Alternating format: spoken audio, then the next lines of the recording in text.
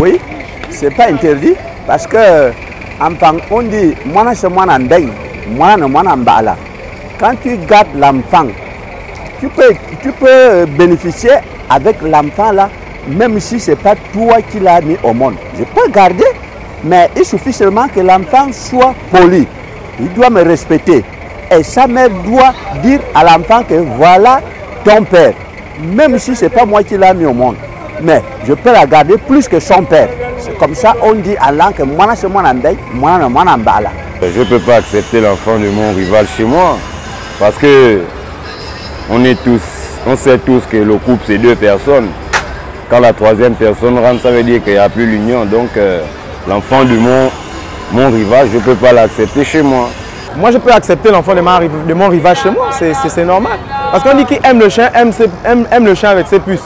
Je considère que si tu vis avec une femme, bien avec une meuf, c'est normal que tu acceptes son enfant. Moi, j'ai grandi pas avec mon père, j'ai grandi avec le mari de la petite soeur de ma mère, donc de ma mère. Il n'était pas mon père, mais il m'a aimé comme si j'étais son fils. Donc pour moi, je pense que c'est bien. Oui, bien sûr, le peuple ne peut pas accepter l'enfant de mon rival parce qu'on dit ceci.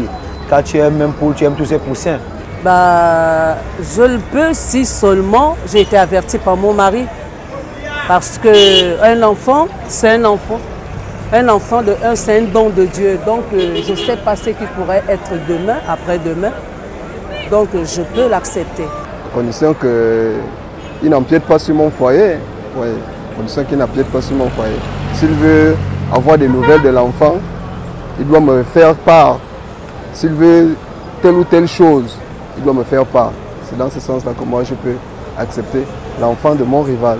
En ce qui me concerne, oui, parce que une fois que j'ai aimé un homme et qu'il a des enfants, je suis consciente que ce sont les siens. Donc, à la minute, ils deviennent les miens. Je ne peux que les prendre avec moi à la maison. C'est vrai qu'à un moment donné, il faudra bien mettre les points sur les i avec l'autre pour lui dire quand même, quand les enfants sont chez moi, il faut que tu saches que j'ai une femme. Si tu as besoin de quelque chose, tu dois t'adresser à elle. Parce que si à un moment donné, l'homme laisse le mou, voilà, elle va déranger notre foyer et c'est là où les problèmes arrivent. Mais les enfants sont innocents, ils ne sont pour rien.